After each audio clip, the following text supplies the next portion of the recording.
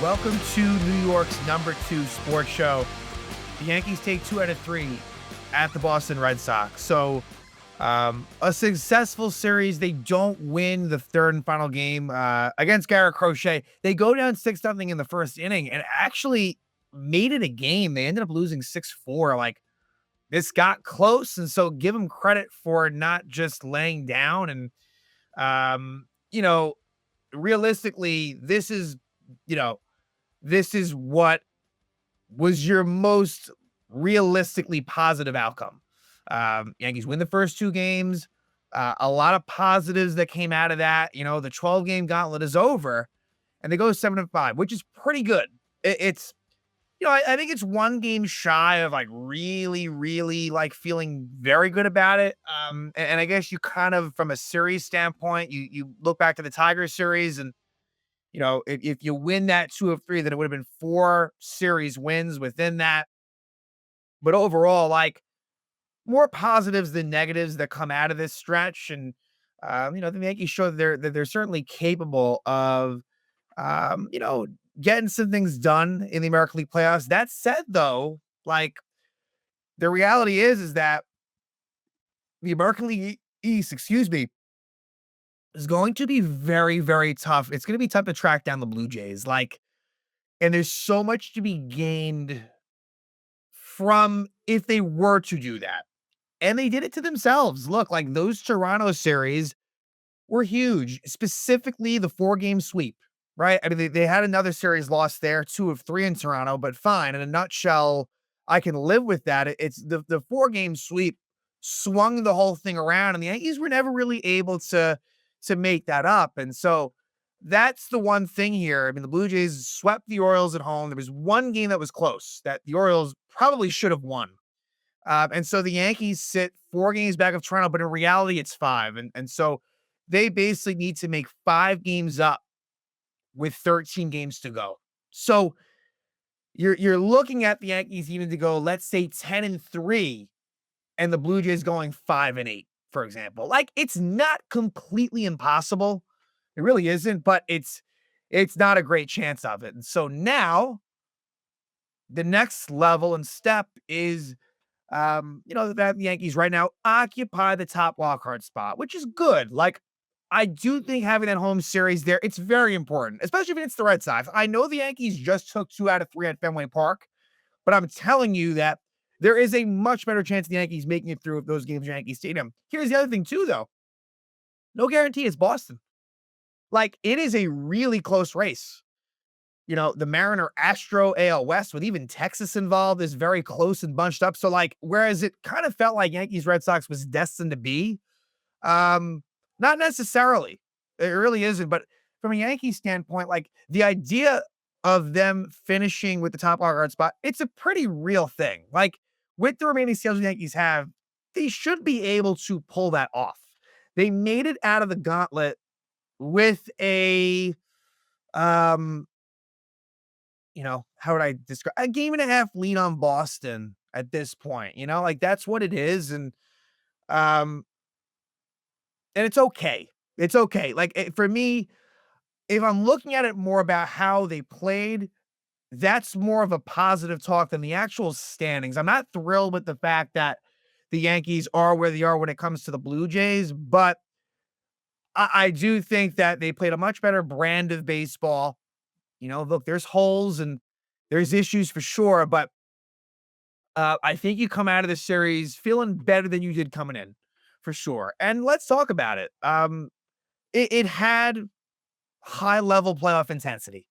And the Yankees, look, they finished the season 4-9 against the Red Sox. I mean, that is pretty unacceptable. But hey, technically, I guess they went 3 of the last 4 if you date back to that last game at Yankee Stadium against Boston. But let's go to Friday night, the first game of the series. And like, games 1 and 2,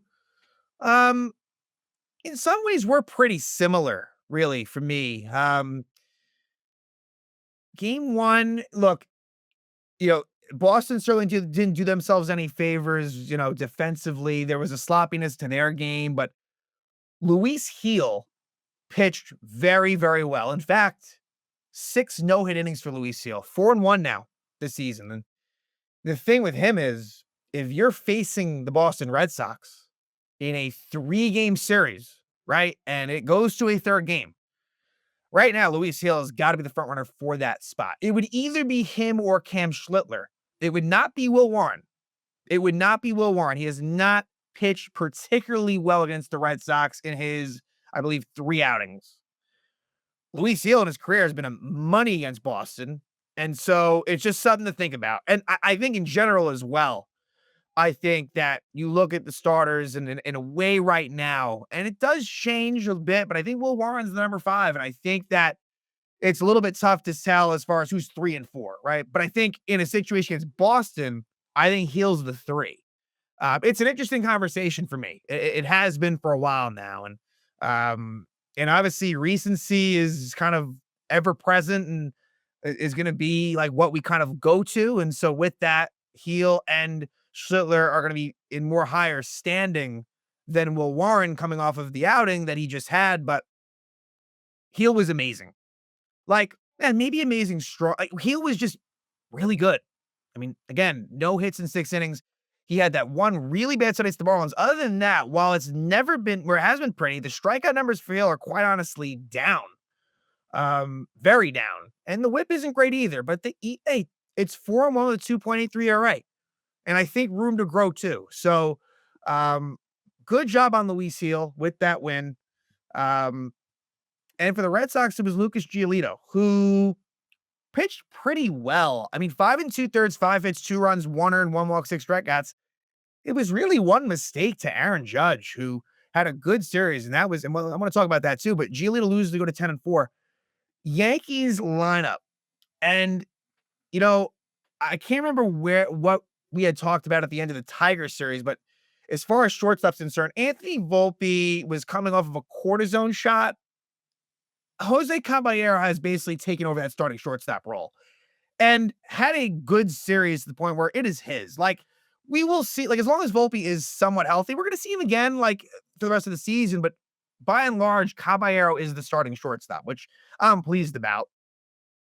As well, like, you know, Stanton plays games 1 and 3 in left, did not start game 2. Judge was DH for all 3 games. The one gripe that I kind of have is I think it would have been realistic enough to have Judge play left in at least one of the games. Like, at least one. Because with his arm concerns, and I know that Judge is not much of a left fielder, right? Like, how many games in his career has he even played left? I want to say, I could probably look that up really quick. And I want to say that it has happened, but not much. Yes, he actually started 5 games in left field last season. That's been it his whole career. But Fenway, the rematch is a unique spot. And the arm strength doesn't really need to be there that much with the uniqueness of the dimensions. So I just would have felt like, I think that could have helped defensively over Stanton out there as far as just getting to the baseball. But also it could have allowed Stanton to be in the lineup more frequently. But again, they won game 2 anyway, so it's not a huge deal. Ben Rice started all 3 games. I found it a little interesting, and it's okay that he started against Garrett Crochet. And maybe it's a little bit to do with that Austin Wells had a really, really rough series. He was like 0 for 7 with 6 strikeouts. It was bad for Austin Wells, who had been showing some progress, but that was pretty awful. And everything else is kind of what you'd essentially expect. Although Austin Slater, I like to talk about this at the top, but yeah, Austin Slater, he ends up actually starting game 3 and leading off, and Slater just has not been great. And look, like, I don't love Trent Grisham against lefties, but the fact is that Austin Slater, I think he is the guy, assuming that Volpe is kind of healthy and fine. I think Slater's the guy that gets taken off the roster, because the way it works is once the playoffs come around, it's back to the 26-man roster. I think Slater, for my money, with the way he's been, is the odd man out. Just has not really gotten the job done. And I'm fine giving him more opportunities. Like, I had no problem with that, but leading him off, a little curious. He also, we'll talk about it, kind of a defensive miscue, if you will, in game 3. But yeah, other than that, kind of what you'd expect. Yeah, McMahon gets those 2 starts against the righties. where Ahmed Rosario gets to start at third against Garrett Crochet. So the Yankees jump out on top. Aaron Judge homers to pass Joe DiMaggio. He had tied DiMaggio against the Tigers. He passes them at Fenway. An absolute mammoth shot, 468 feet for Aaron Judge.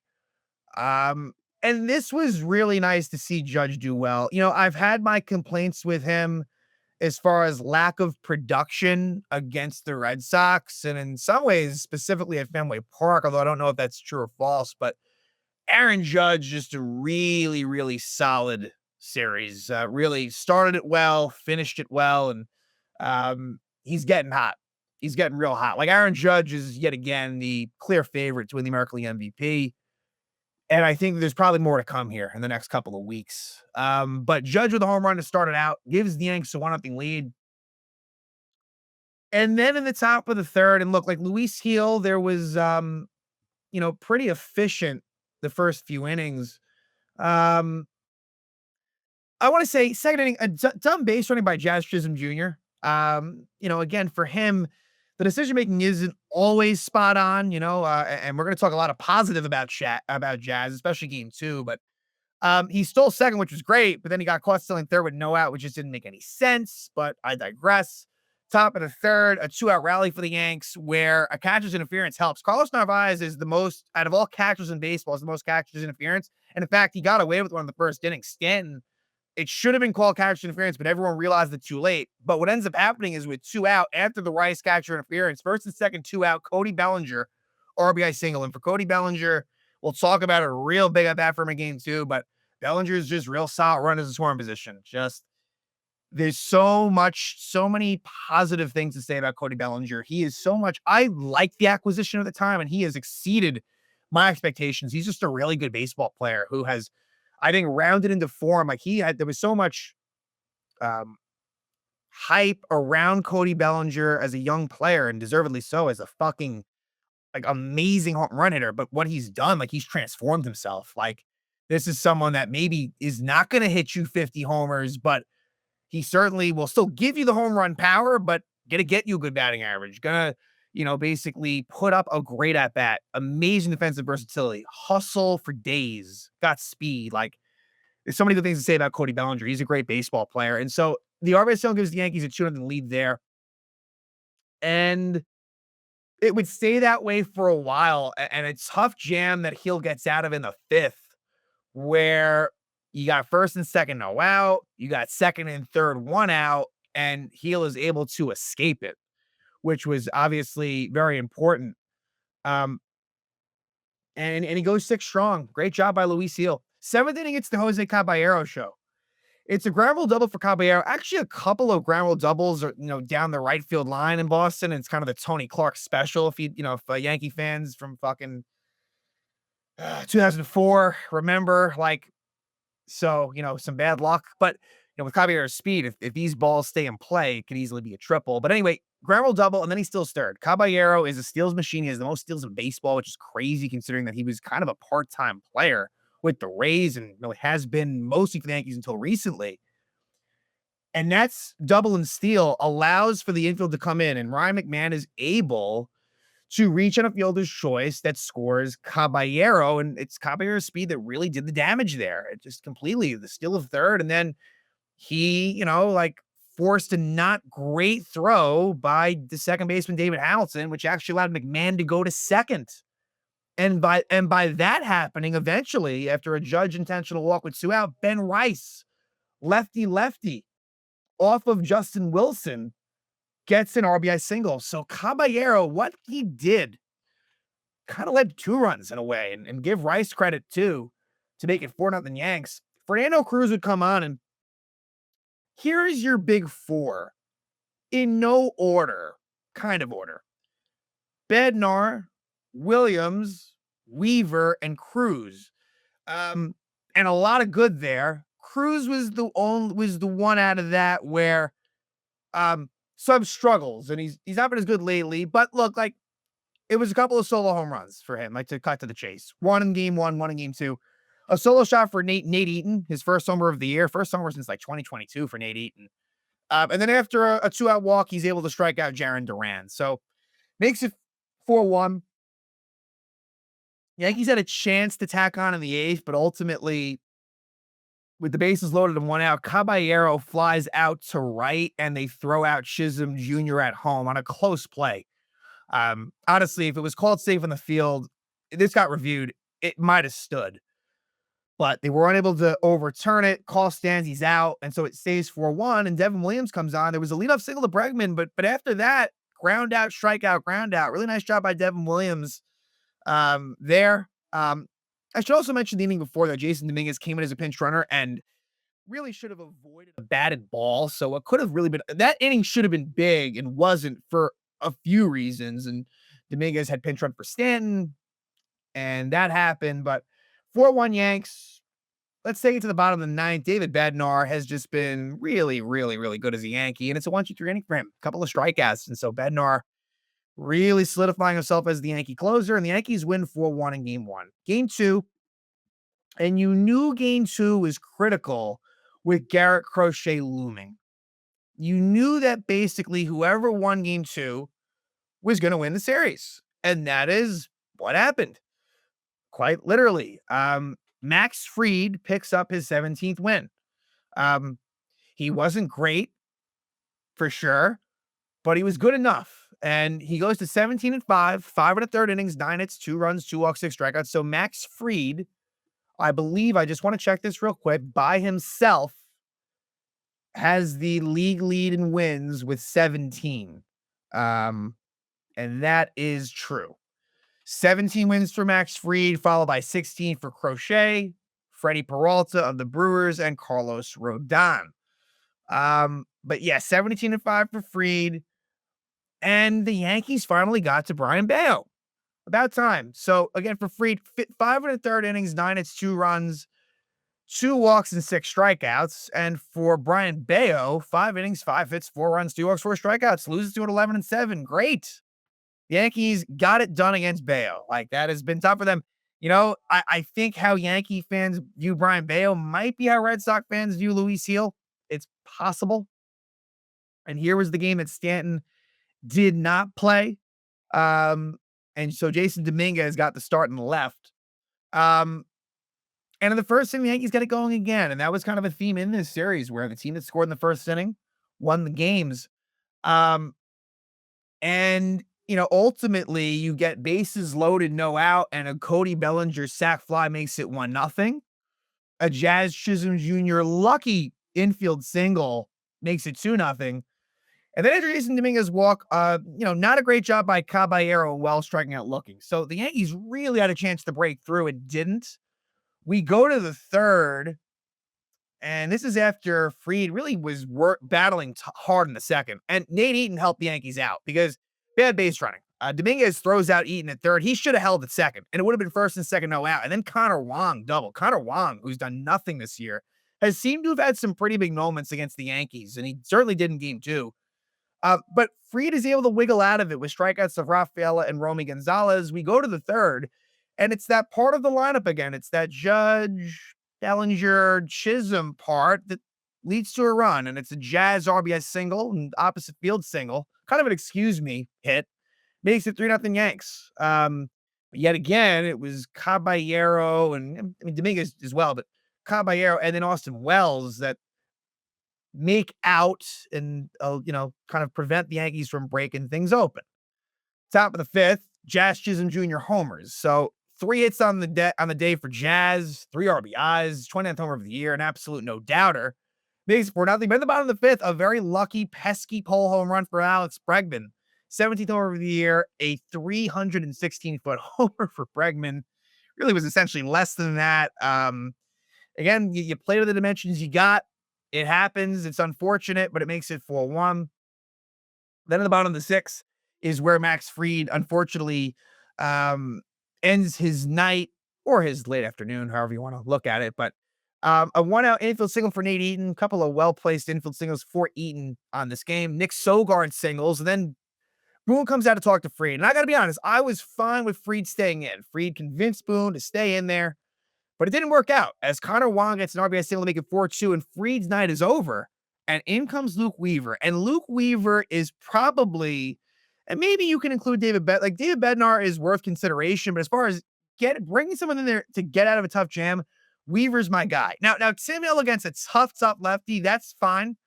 But for the most part, Luke Weaver, that's my fireman. Like that's the guy that I want coming in there to basically take all of these base runners off the board and strike out of Rafaela, strike out of Romy Gonzalez, and it stays 4-2. That was probably maybe the biggest moment of the game, but it got more interesting as time went on.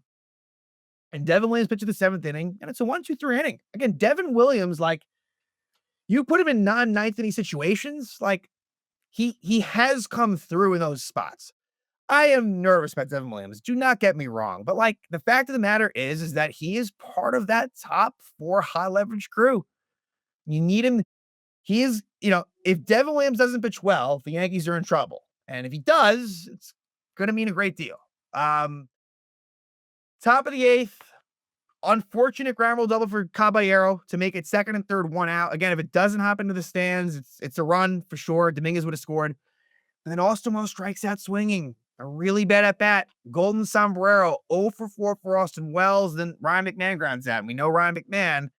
He does not provide a lot offensively, but he's amazing defensively. Bottom of the eighth rolls around, and it's Fernando Cruz, and he allows a pinch hit over to Jaron Duran, his 15th homer of the year, makes it 4-3, but around that, a good job by Fernando Cruz. So again, like it's been a little bit shaky, but he's gotten it done basically, after really struggling against the Tigers in game 1 of that series. But top of the ninth against Aroldis Chapman. This was pretty sweet. Chapman got hit hard. And really like did not look invincible in these 2 games, but a 2-out rally. Aaron Judge singles, goes to second on a Chapman wild pitch, which again, like that's part of the Chapman arsenal. And it was nice to see because as a Yankee fan, there was a lot of that. And Cody Bellinger just puts together one of the great at-bats that you'll see. And on pitch 9, after fouling off 3 straight pitches, the count was 0-2 to start. 0-2, then 3-2, then 3 fouls. And Cody Bellinger is able to deposit it off of the Green Monster wall, and Aaron Judge scores to make it 5-3. That was huge. For Bednar to have that little more room, little more wiggle room was great.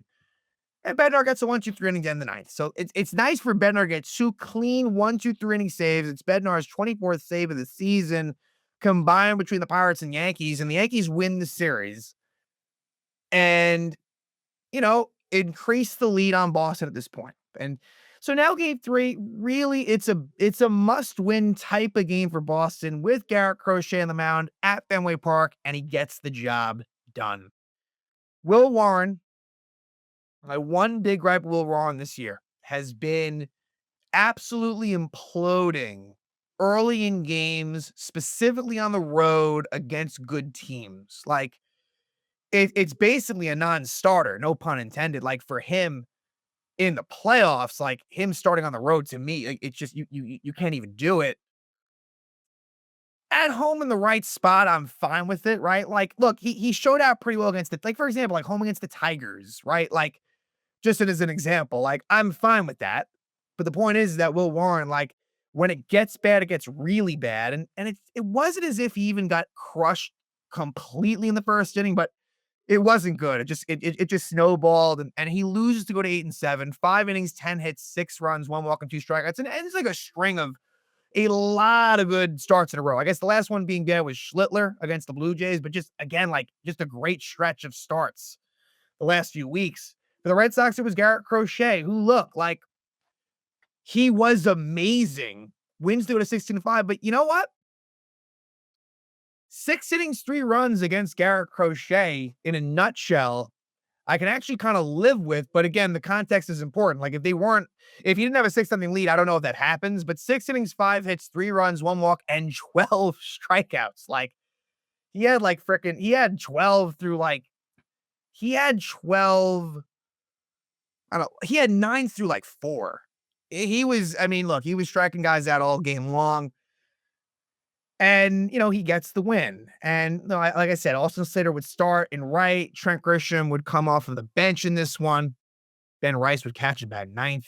But anyway, first inning is the disaster. And Boston just kept getting guy on after guy after guy, and, before you knew it, the Yankees were in a deep hole. So it's a leadoff triple for Jarren Duran on a play that Giancarlo Stanton just didn't play well off the I mean, A, it was catchable, but B, if you're not gonna catch it, you kinda have to lay back, and it was a worst case, like, it's a triple, um, and I'm not even mad at Stanton, like, it's a tough spot to put him in, and that's where, again, like, I wish that things had been different where somehow, maybe, like, Judge could have been out and left there. I don't think that would have been a crazy ask, but whatever. Then it's an RBI single for Bregman. Then it's a single for Trevor Story. Then it's an RBI single for Nathaniel Lowe. Then it's an RBI double for Romy Gonzalez. And so now it's 3-0 second and third, no out. The first five players have reached. And now Masataka Yoshida is up, and there is a fly ball in right field foul territory, and it was between Jazz Chisholm Jr. and Austin Slater, and the ball drops. Now, this was probably Slater's ball, but Jazz got close to it and kind of pulled back. If this is caught, there's a good chance that Nathaniel Lowe is held and he doesn't score. Now, if you subscribe to that, which I think I do, I'm not 100% sure. Maybe they sent him. I don't think so. Like, I guess it depends who catches it. But what that does is you could almost argue, although I don't know.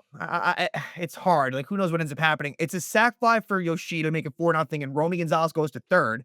Then it's RBI granted for Rob Refsnyder on a play that Jazz, if I'm him, the infield was in, I would have gone home. And if he's safe, he's safe. In that situation, take the chance, go for it. He doesn't, and it's 5-0. And then Carlos Narvaez, because he has to do something against the Yankees, he was pretty quiet going into that at-bat this series. He hits a home run to dead center field, his 14th homer of the year, to give the Red Sox a 6-0 lead. And so now it's just bad times for a while. Crochet's just striking guys out, making guys look totally silly. But then in the fourth inning, and at this point, give Warren this, give him credit here. He at least was able the next 4 innings to go scoreless. Like that isn't nothing. He really, like, the bullpen's in a decent spot going into the Twin series, like, and he gave the Yankees a chance to come back.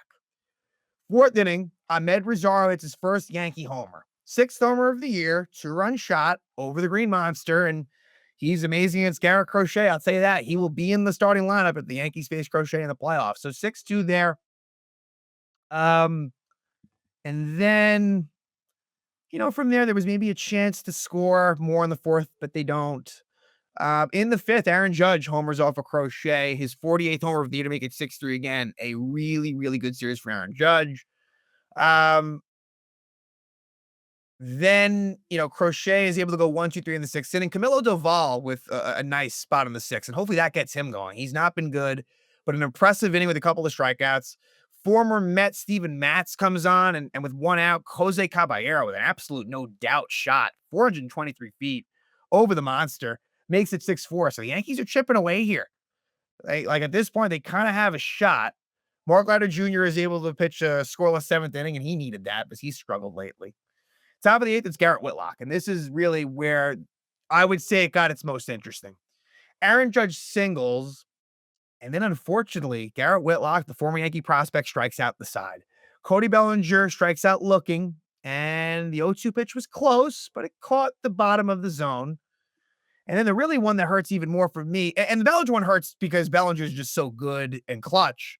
Stanton too, and Stanton unfortunately on a pitch that was even closer, and again, it might have just nipped the zone, honestly, but it could have been ball 4. Stanton strikes out looking on the 7th pitch of the at-bat, and then Trent Grisham pinch hits for Ahmed Rosario, and he strikes out as well. Paul Blackburn, and I was a little worried about Blackburn coming in, but he pitches a scoreless 8th inning, and we go to the 9th, and Aroldis Chapman comes on, and it wasn't dominant Chapman. I mean, Goldschmidt grounds out, Chisholm Jr. grounds out, and then Caballero strikes out, but it was a pretty good commit. Chapman was throwing strikes. He looked a lot better in this one, and the Yankees lose the 3rd game. So they don't get the sweep. They win the series 2 out of 3. It's a mostly positive, and the Yankees are in a decent spot in the wild card race. And I hope that we can talk about the division and it be, after the Twin episode that somehow the Yankees have maybe gained a game or 2 somehow, but let's talk Twins. Yankees recently won 2 of 3 against Minnesota. Obviously, the Yankees have had so much success against the Twins, in the last 20 plus years. And they're facing a Twin team that traded off their whole team and a Twin team that has struggled. For a while there, they were winning games, but it's been tough. You got Carlos Rodon against Simeon Woods Richardson in game 1. Again, that's advantage Yankees for sure. Game 2 is going to be Cam Schlittler against Zebby Matthews, and Zebby Matthews pitched all right against the Yankees at the stadium, but the problem was he gave up 3 home runs. So that was kind of what was the issue there. And, um, for the Yankees, it'll be Cam Schlittler, who actually faced the Twins and pitched pretty well. He ended up getting the no decision, but, it's a team that he's faced before. So that's the game 2 matchup. And then game 3 will be between Luis Heel and Taj Bradley. Now, Taj Bradley, the Yankees are very familiar with his time with the Rays. Yankees really beat him up good in Tampa. And then Bradley pitched a little bit better at the stadium in his next outing. But Bradley, it's been a bit of a struggle for him. I mean, as a Twin, like, you get a little greedy here. I'm not going to lie to you. In terms of the divisional aspirations, you kind of have to sweep this one. Like, the Orioles series, I think, are going to be challenging. Like, I think the Orioles are going to play the Yankees tough. But when I look at the Twin series and the White Sox series, you got to go at least 5-1 in those 6 games. I don't think that's a terrible ask. I think that's realistic. So, Yankees 83-66. They win 2 of 3. The 12-game gauntlet ends, but the road trip continues. It is a 10-game road trip, and now after taking 2 of 3 for the Red Sox, they will leave Boston and go now to the middle portion of this road trip, as they will go to Minnesota to take on the Twins.